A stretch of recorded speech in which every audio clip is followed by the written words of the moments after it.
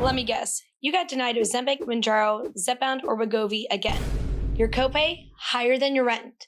Let me walk you through what to do next, actually step by step. Because if you stop and just give up, they win. Your blood sugar climbs or you gain more weight, and they still will say no. Insurance denial letters say not medically necessary. That's code for we just don't want to pay for what you need. But here's what they're really doing.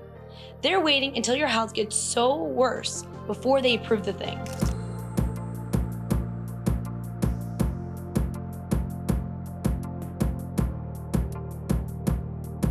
So, step 1, go to your insurance website and type weight loss coverage or GLP-1 prior auth. If you see Wegovy or Zepbound, check the fine print. They'll list the rules, like what BMI or condition you need to qualify.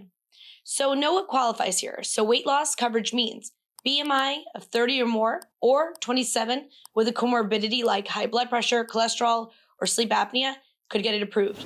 If you're diabetic, they want an A1C of 6.5 or higher, or a fasting sugar over 126.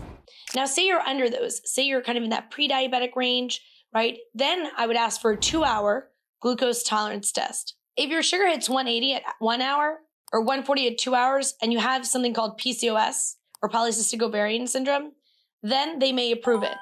Or if your sugar hits 200 at any point, regardless of if you have any other disease, that counts as diabetes and usually they'll approve it. So these things will show the insulin resistance, and this can qualify you better than the A1C because it will catch more people with diabetes much more easily for a lot of us. Now, Zepbound has a new trick. Zepbound is now approved for sleep apnea. So you'll need a BMI over 30 and a sleep study showing 15 or more apnea events per hour. That's called your AHI score. So, quick guide so you don't ask for the wrong thing at your doctor's office. Ozempic is for diabetes or that insulin resistance we discussed. Mounjaro, same deal. Wegovy, weight loss only. Zepbound for weight loss and obstructive sleep apnea. I find people get confused about what is indicated for what, and so they get very confused on how to get what approved. So it's very important to know this. The other ones include Saxenda, which is an older weight loss med, often required to try before Wegovy. So if you say they cover Wegovy, but they deny you, it may be just they wanted you to try that first. And on the diabetes end, they may want you to try Victoza, Trulicity, and Bydureon, which are older diabetes meds insurance might make you try first before approving Ozempic and Mounjaro. Your doctor doesn't need a script. They need evidence. Bring your lab numbers. Bring your insurance's criteria. Say something like, my BMI is 31, I have hypertension, this means I meet criteria for Wegovy, if that's the case for your insurance. These doctors are very busy, and they can only see so many patients in a certain amount of time, so they may have overlooked something that may have changed with your insurance plan, because these meds are getting approved more and more and more. Maybe you have to try other diabetic meds before they'll let you have a GLP. So you can say something like, hey, I had a side effect from metformin and Jardiance, and I tried Victoza, and my A1C didn't go down.